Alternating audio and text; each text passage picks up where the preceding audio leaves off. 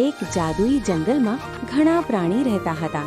સિંહ, હાથી, વાંદરો, સસલો અને હરણ બધા ખુશ હતા.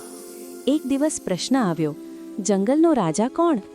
સિંહ બોલ્યો, હું સૌથી શક્તિશાળી. હાથી બોલ્યો, હું સૌથી તાકાતવર. વાંદરો બોલ્યો, હું સૌથી ચતુર. બધા જ ઝઘડો કરવા લાગ્યા.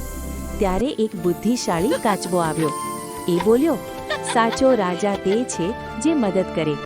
અચાનક જંગલમાં આગ લાગી.